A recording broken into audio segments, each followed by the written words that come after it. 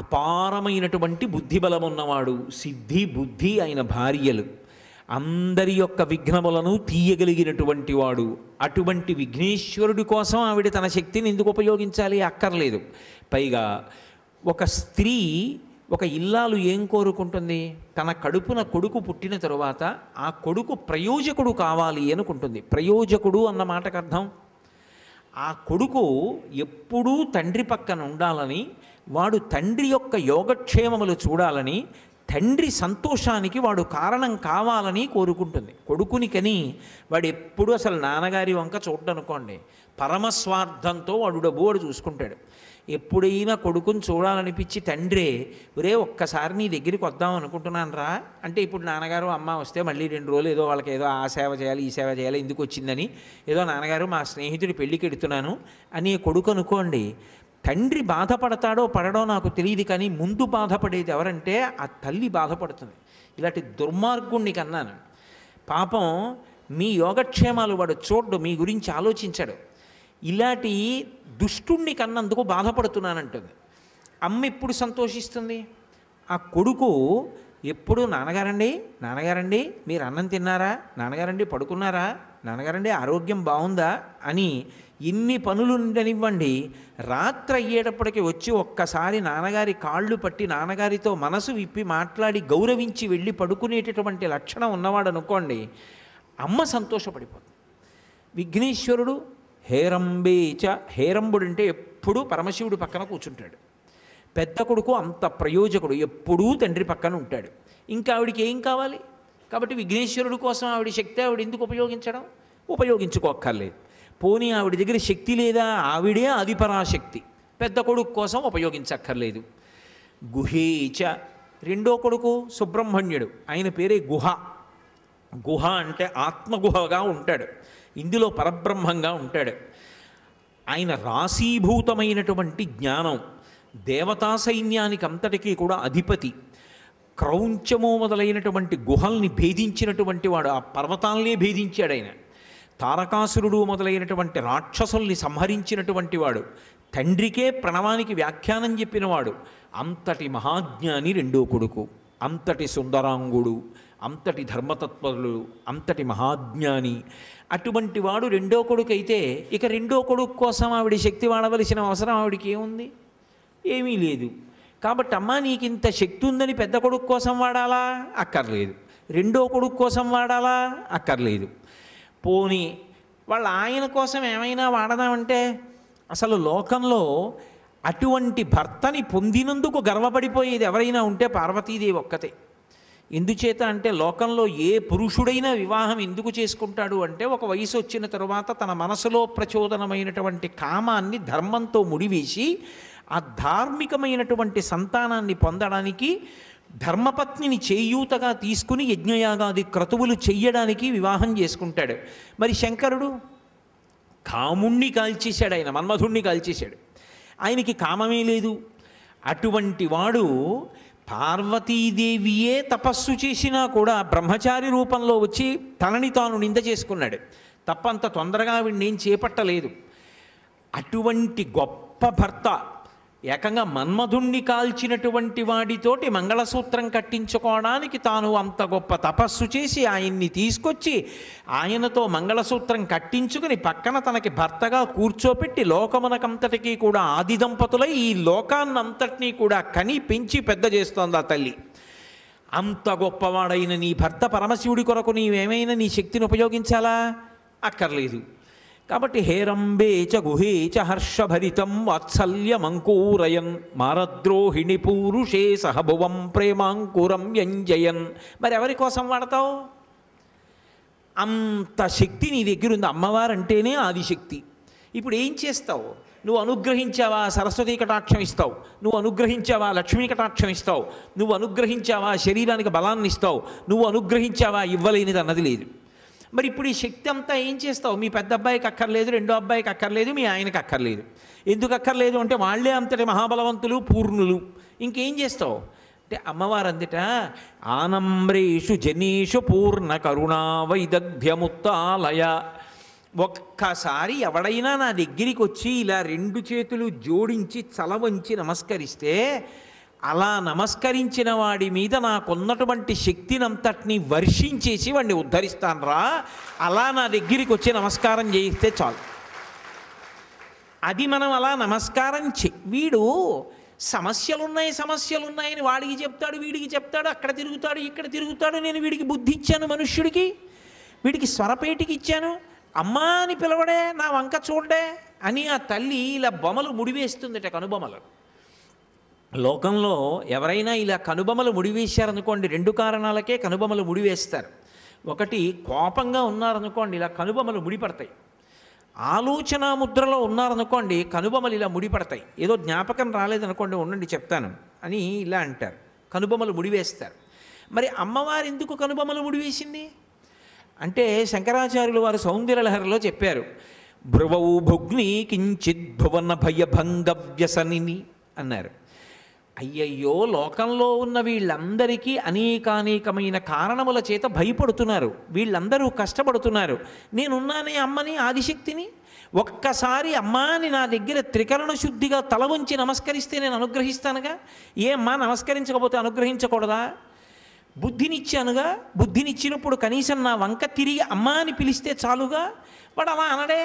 ఆవిడ నమస్కారం చేయమని కూడా అడగలేదు. రామాయణంలో వాల్మీకి మహర్షి అంటారు, ప్రణిపాత ప్రసన్నాహి మైథిలీ జనకాత్మజ అలమేష పరిత్రాతుం రక్షస్వో మహతో భయాత్ అన్నారు. ఇంకా పుంస్వరూపంలో పరమేశ్వరుడు కూర్చుంటే ఆయన దగ్గరికి వెళ్ళి నమస్కారం చేసి అడగాలి, స్వామి నేను నీవాడను అనాలి. సకృదేవ ప్రపన్నాయ తమాస్మీతి చయాచతే అభయం సర్వభూతేభ్యో తదామ్యే తద్వ్రతం మమ అన్నాడు రాముడు యుద్ధకాండలో. రామా నేను నీవాడను అంటేనే రక్షిస్తాడు. సీతమ్మ దగ్గర అలా అనక్కర్లేదు, వెళ్ళి పడిపోతే చాలు ఆవిడ ఎదురుగుండా, ఆవిడ నేనున్నాను అని రక్షించేస్తాడు. అలా నేనున్నానే, వీడు నా వంక తిరగడు, నాకు నమస్కారం చేయడు. అందుకని ఆవిడ ఇలా కనుబొమలు ముడివేసి ఉంటుందిట. అంతటి కరుణామూర్తి, అంతటి సౌమ్యమూర్తి. అటువంటి తల్లి ఒక్కసారి మనం తల వంచి నమస్కరించినంత మాత్రం చేత అనుగ్రహించడానికి సిద్ధంగా ఉంటుంది. ఎంత అనుగ్రహిస్తుందంటే ఆవిడ యొక్క అనుగ్రహం మామూలుగా ఉండదు. అమ్మవారి వైపు తిరిగి త్రికరణ శుద్ధిగా ఒక్క నమస్కారం చేస్తే చాలట. అలా ఎవరు నమస్కారం చేశాడో వాడికి ఈ లోకంలో వాడు బ్రతికి ఉన్నంత కాలం ఐశ్వర్యాన్ని అనుభవించగలిగినటువంటి శక్తిని ఇస్తుంది. 3 తరాలు చూసేటటువంటి దీర్ఘాయుర్దాయం ఇస్తుంది. అంత ఆయుర్దాయం ఇచ్చి శరీరం పడిపోయేటప్పుడు తేలికగా జీవుణ్ణి విడిపించి స్వామితో కలిసి తానొచ్చి చెయ్యి ఇచ్చి స్వామి తీసుకుని వాడిని తన వాహనం మీద ఎక్కించుకుని తీసుకెళ్ళిపోతుంటే అమ్మవారు కనపడదుట. కనపడకపోతే వెళ్ళిపోతున్న జీవుడు, స్వామి మా అమ్మ కనపడదే అని అడుగుతాట. అడిగితే మీ అమ్మ పరదా పక్కన దాక్కుందయా, సిగ్గుపడుతోంది నిన్ను చూసి అంటే అట్ట.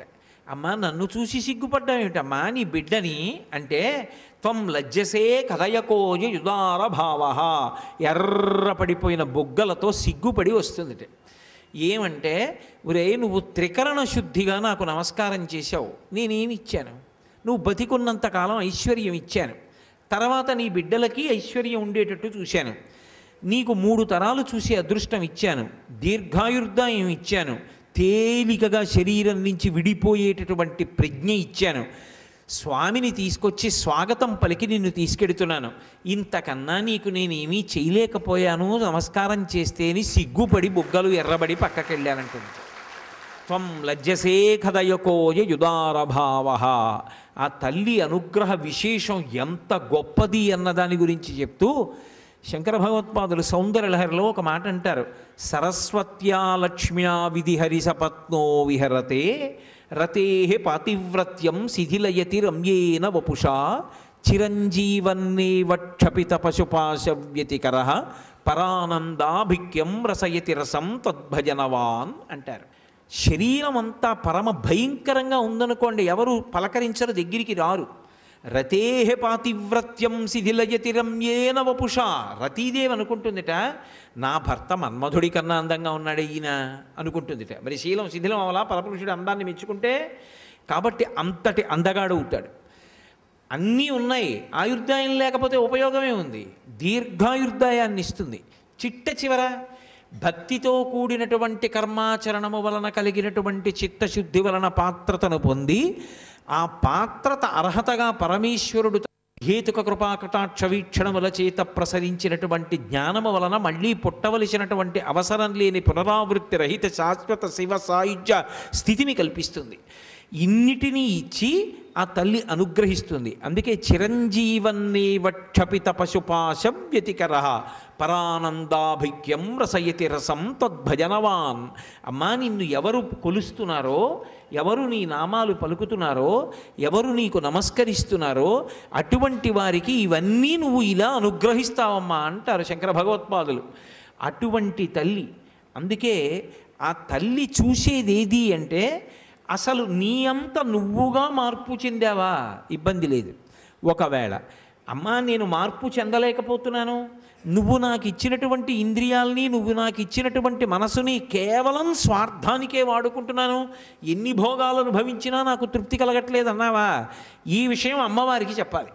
అమ్మా, నువ్విచ్చిన మనసు, నువ్విచ్చిన ఇంద్రియాలు, వీటిని నేను ఉద్ధతితో వాడుకుంటున్నాను తప్ప భక్తితో నీ ముందు నిలబడలేకపోతున్నాను, అమ్మా అనుగ్రహించు అని ఆ తల్లిని అడిగి శరణాగతి చేస్తే ఆవిడ జోక్యం చేసుకుని ఆవిడే ఆ భక్తిని అనుగ్రహిస్తుంది. అందుకే ఆవిడ చేతిలో పాశం ఉంటుంది. లోకంలో ఎప్పుడైనా పాశం పడిందనుకోండి, అది భయకారణం. ఏదో యమపాశం వేశారు అంటారు, యమపాశం భయకారణం. అలాగే ఆశాపాశములు అంటారు. ఆశ అంతకన్నా భయంకరమైన పాశం ఉండదు.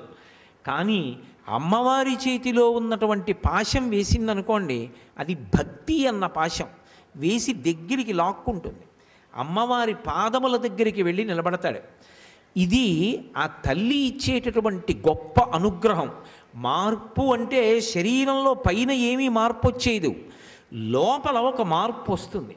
మనం ఇలా బ్రతకూడదురా, ఇక పైన నేను ఇలా బ్రతకాలి, నేను ఇక ముందు పూర్వం బ్రతికినట్టు బ్రతకను, ఆ బ్రతుకు కాదు, నేను పద్ధతిగా భగవంతుడు ఎలా చెప్పాడో అలాగే జీవిస్తాను అనేటటువంటి మార్పు లోపల రావడాన్ని అమ్మవారి యొక్క ఎరుపు కాంతి మీద పడి ఆవిడ అనుగ్రహంతో మార్పు చెందాడు అని పిలుస్తారు. అందుకే ఆ తల్లి అనుగ్రహ ప్రసరణం జరిగిందా, ఎటువంటి వాణ్ణి కూడా ఆవిడ అనుగ్రహించగలదు. ఆవిడ అనుగ్రహించిందా అలా ఇలా ఉండదు.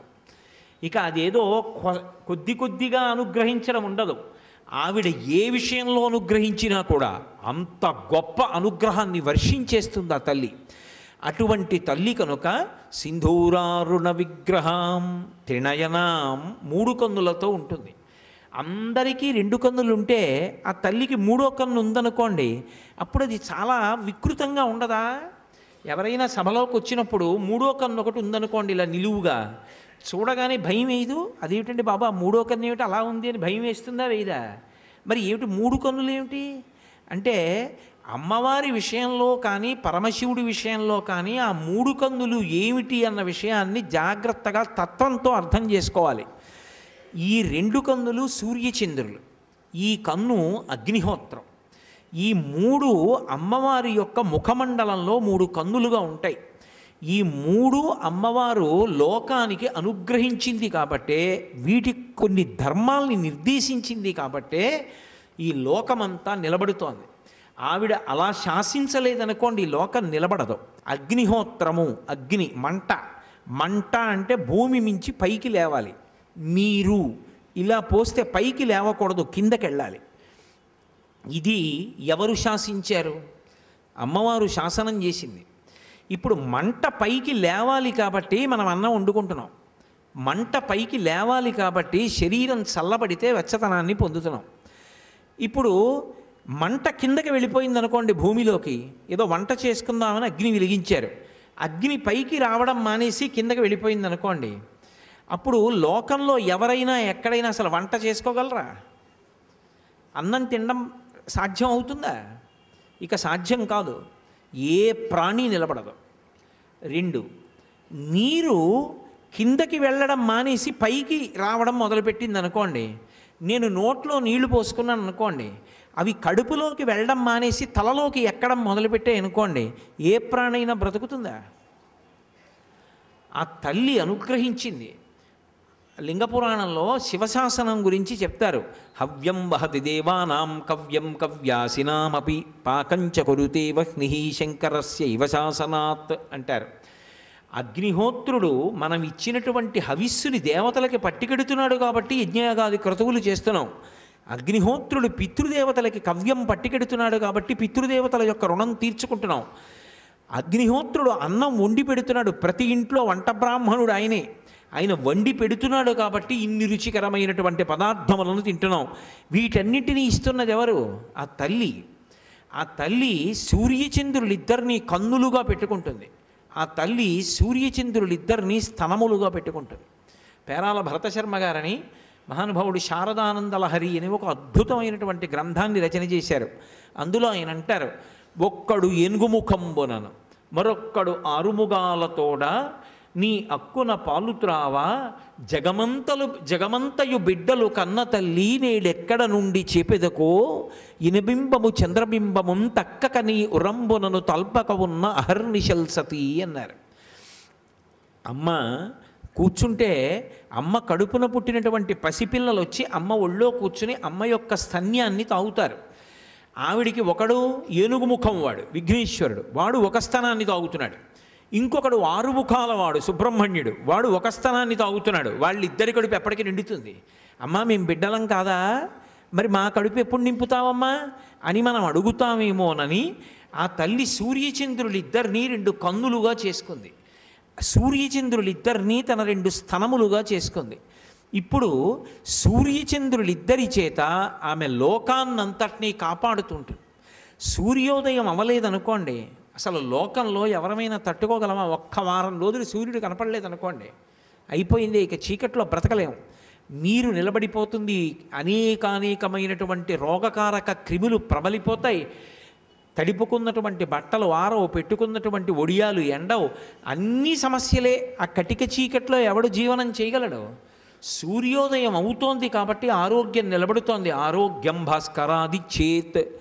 అలాగే సూర్యుడు ప్రకాశిస్తూ తాపం ఉండిపోయింది అనుకోండి, బతకలేము. సాయంకాలం అయ్యేటప్పటికి సూర్యాస్తమయం అయిపోయి చంద్రోదయం అవుతుంది. సుధాకిరణుడై అమృతకిరణుడై చల్లటి కిరణములను విడిచిపెడతాడు. ఆ చంద్రకిరణముల యందు తాపాన్ని పోగొట్టుకుంటాం. సూర్యకిరణములు పడుతున్నాయి కాబట్టి లోకంలో ఆహారం తయారవుతోంది. మనం చిన్నప్పుడు చదువుకోవాలా, పత్రహరితము అని ఆకులు, చెట్లు బతకడానికి చెట్ల యొక్క ఆకులలో ఉండేటటువంటి ఆకుపచ్చటి పదార్థం దేనివల్ల తయారవుతుంది అంటే సూర్యకిరణముల వలన తయారవుతుంది. ఆ చెట్లు సూర్యకిరణములు లేకపోతే బతకవు. ఆ చెట్లు బతుకుతున్నాయి కాబట్టి మనకి పంట లభిస్తోంది, పంట లభిస్తోంది కాబట్టి మనకి తెల్లవారితే అన్నం తింటున్నాం. సూర్యుడు లేకపోతే పంట ఎక్కడ పండుతుంది? పంట పండకపోతే అన్నం ఎక్కడి నుంచి వస్తుంది? కాబట్టి ఆవిడ సూర్యుడిని ఒక కన్నుగా పెట్టుకొని లోకాన్నంతటినీ పోషిస్తోంది. చంద్రుణ్ణి ఒక కన్నుగా పెట్టుకొని ఈ లోకమునకు ఓషధీతత్వాన్ని ఇస్తోంది.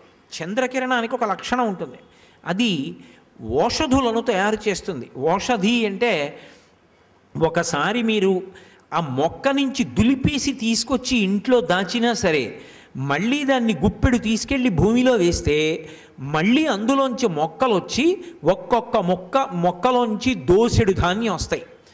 ఏదో వరి పంట వేస్తాం, వరి పంట కోత కోసేస్తాం, తీసుకొచ్చి ఆ వరి పంట కోతలు కోసిన తరువాత ఆ ధాన్యం అంతా కూడా ఒడ్డున దులిపి బస్తాలకెత్తి ఇంటికి తీసుకొచ్చేస్తాం.